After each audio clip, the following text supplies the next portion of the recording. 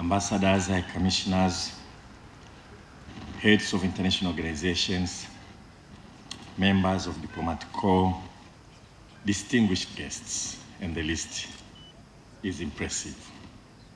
From my brother Ludovic Uto to my lecturer, Professor Tibaijuka, and everybody around here, colleagues, friends, government officials, good evening. It is a great pleasure and privilege to me to be with you here today to celebrate the 63 years of bilateral cooperation between Tanzania and Sweden, or as we say it in Gothenburg, Göteborg, Sverige. And to be honest, I felt extremely honored when I was asked to be here today, to be with you. And I'm glad that I managed to make it, because all of us, most of us, were supposed to be in Dodoma. As Professor Tibaijuka must know, we are voting in the parliament today, and I managed to make it through the train. We are celebrating 6 decades of friendship, cooperation, mutual respect. 6 decades of shared ideals. 6 decades have been of immense benefit to Tanzania, both in terms of material support and actually the inspiration that we draw from the ideals that Sweden pursue. Sweden supported Tanzania in a quest for socio-economic development, and we shared a strong belief in human dignity, and this belief was translated into unflinching support to liberation movement and the fight against colonial domination and against all kinds of oppression, such as apartheid system in South Africa. When we gained independence, Tanzania was really, really backward in all metrics of human development. We had only a handful of university graduates.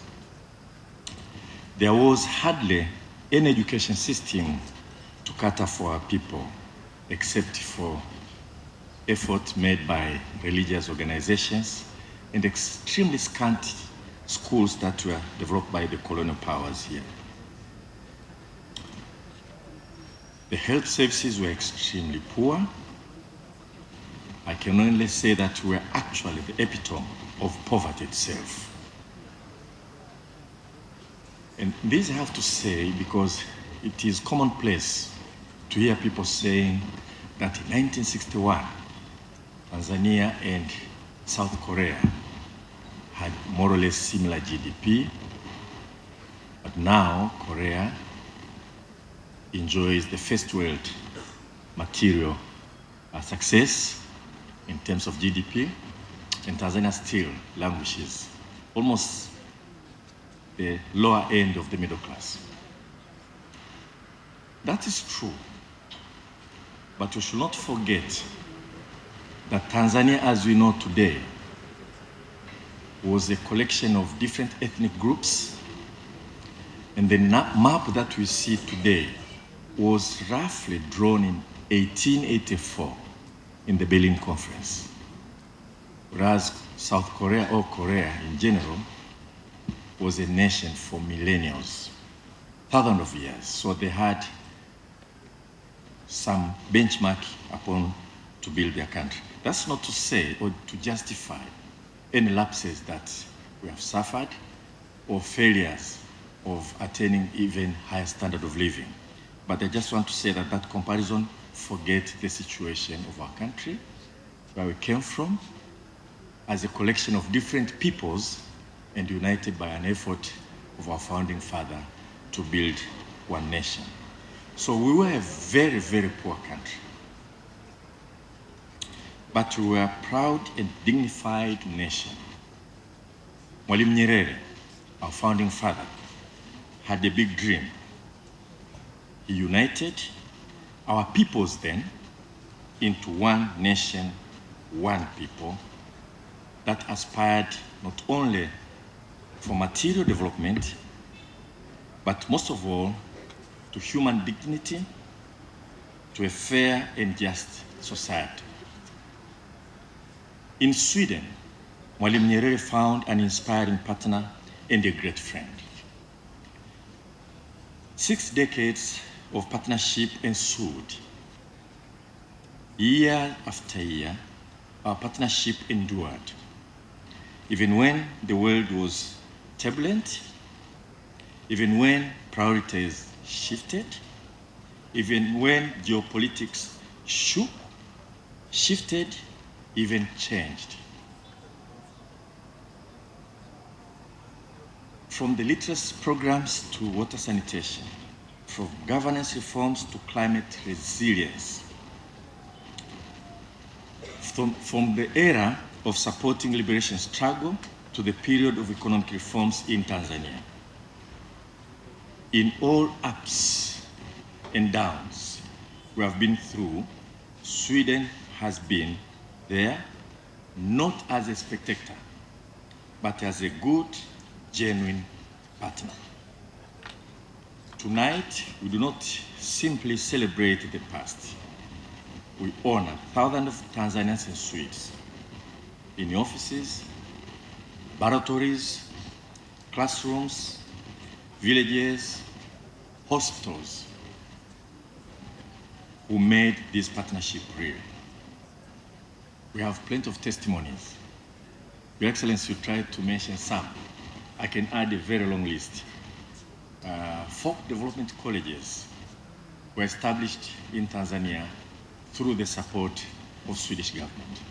And we are going to revive them to try to integrate them properly into our new education reforms. Talking of individuals as testimony, Professor Tibaijuka here, who taught me at the university, an excellent professor, to be honest, graduated from Uppsala University.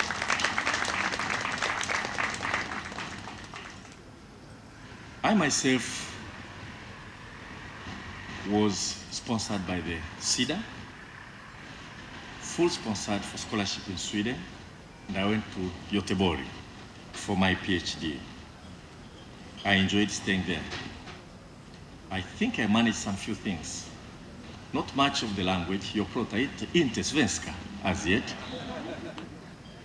Most of all, I could not get used to the winter and the snow, but I was there with my wife, and she's not here, but I can only remember how much you laugh when I fall, when I'm trying to walk on a snowy road.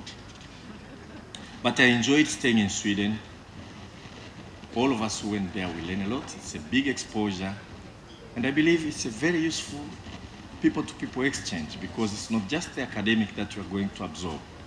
You also learn the culture. You said you have learned, Your Excellency, to be pole-pole. In Sweden, I learned to be methodical. And also, I learned in Sweden a sense of dignity, sense of equality. Going to university with my blue jeans and t-shirt, riding my bicycle. I'll park my bicycle together with my professor in a blue jeans and a t-shirt. We'll walk to our offices, Dr. Rand, Adolf Mkena, and then Professor Stana. The office is not very far from there. We shared a kitchen. We had a timetable of doing dishes. So a poor person from Tanzania, sponsored by government of Sweden, after eating, you leave for the professor to come and do dishes when it is his time. You learn those kind of things from Sweden, the way people value each other as human beings, the way they try, and let me give you a little bit of a joke too. So when I went to Sweden, I came from here where we cherish titles. Even now, as a minister, I'm supposed to be just plain Adolf from Kenya, but Professor Adolf from Kenya. So when I went to Sweden, my professor, Thomas Stanner, everybody would call him Thomas. I couldn't bring myself to call him Thomas, the first name, because the age gap and also all the hierarchy in terms of education society.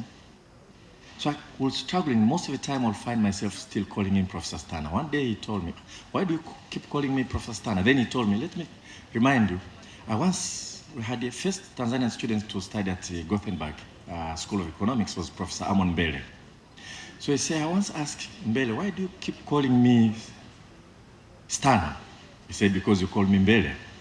Oh, for that case, Mbele was a surname and Stanner was a surname. But for me, I was finding it very difficult to see the extent to which a Swedish person will try to ignore all the trappings of offices and try to treat each other as equal. So we have a lot that we absorbed from Sweden, apart from the academic pursuit that we enjoyed in school.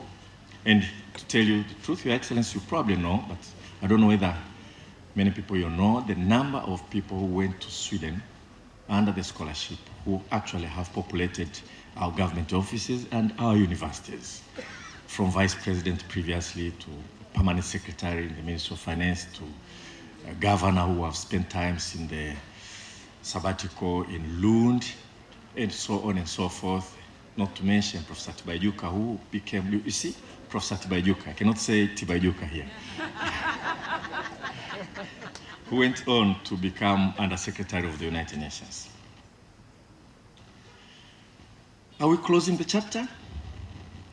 I would rather say we are evolving into a relationship grounded more and more on investments and trade.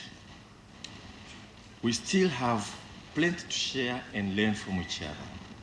There is a wide scope of cooperation, for example, in education and culture. We still hope, as Your Excellency knows, that we'll explore ways of sending some young Tanzanians to Sweden also to pursue their degrees, and the government will put some money to show the seriousness into it. The system that we have started now, we have sent some students to South Africa. We are sending others in September, we are sending them to Ireland.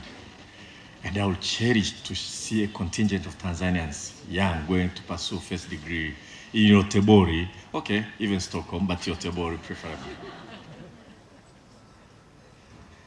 Ultimately, what Sweden gave Tanzania was more than just funding. The support from Sweden built human capabilities, as I said, in terms of investments in people and values that we absorbed from Sweden. I can talk and talk and talk, but so 63 years ago, a small act of faith between two countries began something neither could fully have imagined. Tonight, we are celebrating what that faith produced. And we commit to the bold, equal, fruitful partnership that lies ahead. And all of us, me included, will do everything we can to strengthen the partnership between Sweden and Tanzania.